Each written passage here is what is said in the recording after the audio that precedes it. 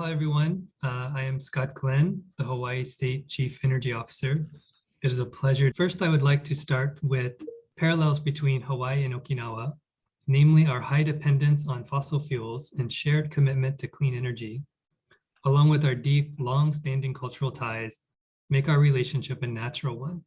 Both sides bring much to the table, and together we can demonstrate to the world our leadership in the arena of clean energy. This is our mission as defined by the Hawaii State Legislature to promote energy efficiency, renewable energy, and clean transportation to help achieve a resilient clean energy economy.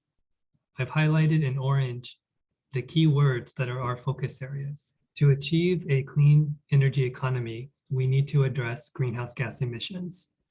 This chart shows the percentage of total greenhouse gases in Hawaii using our latest 2017 data. Note that energy is the largest portion of greenhouse gas emissions. Within the energy portion of emissions, we have two major groups: stationary combustion, which is another way to say electricity, and transportation.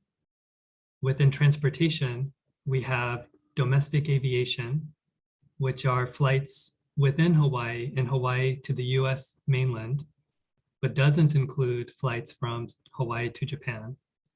And then ground transportation, which includes cars, trucks, motorcycles, and buses. Next, to show you the energy system for Hawaii, this is called a Sankey diagram, and it shows the entire energy system, beginning with energy production on the left, and goes to energy consumption on the right. It also shows the amount of rejected or wasted energy in Hawaii. The Hawaii State Energy Office has a broad mandate to look at the entire system. So this diagram is a good way to illustrate the sources of our energy and the consumption of it and the connections between them. Please note the dark green bar at the bottom identifies the petroleum and how much of that goes into transportation uses. When we look at the source of petroleum, this is an example of how we use our oil in Hawaii. You can see in the top left, the map of the world. Much of our oil comes from Russia, Libya, Argentina, and other countries that are not the United States' friends.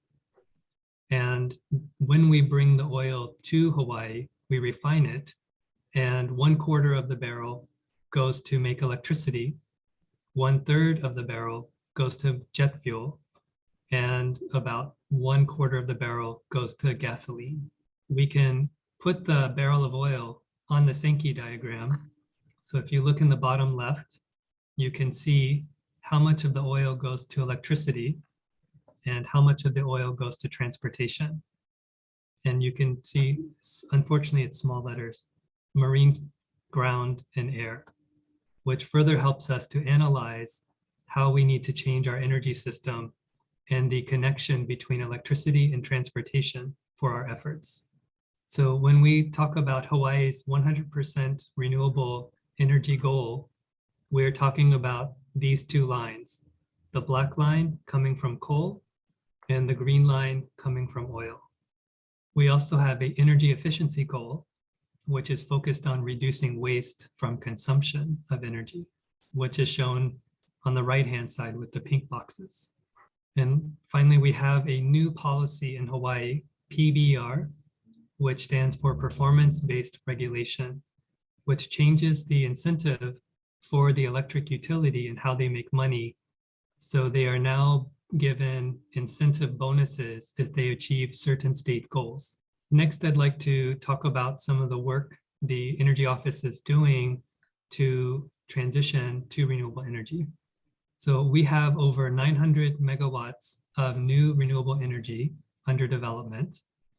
And as Mr. Taniai noted, we achieved our 2020 target of 30% renewable energy this year, which is very important for us to show that not only are we able to meet the target, but we exceeded it, because for 2021, Hawaii achieved 36%. So we are quickly moving to our 40% by 2030 target. We have different islands achieving different percents, with Kauai Island achieving the most at 67% renewable energy, and some days 100% renewable energy for the entire day. And for Oahu, where most of the people live and most of the energy is used, we are retiring the last coal plant in Hawaii in September of this year. That coal plant by itself is 16% of the energy for Oahu, 180 megawatts, and we are replacing it entirely with solar plus battery storage. Next, I would like to talk about our work on clean transportation. In 2021, the Hawaii legislature passed several new laws to transition the state's passenger and light duty, medium and heavy duty, public transit, and rental car fleets to zero emissions vehicles. And we also increased the funding of a rebate for charging stations. But the timelines vary by the vehicle, but the entire transition is planned to be complete by 2045. To support the legislation, the Energy Office is also doing a new capability for data analytics. And so we are creating what's called a data lake, which is a place to store the raw data, process it, and then to make available to the public a clean data set that they can use to do their own analysis. And so we use that to help show the legislature that we can achieve our electric vehicle transition. And the chart you see here is an example of the data for the state car fleet and how we can start to transition it. And lastly, to increase the public's understanding of why we do this and why it is important to go through this change, we are engaging more in public education, outreach, and public meetings to help people better understand why we need to do this and how they can participate and benefit from these changes.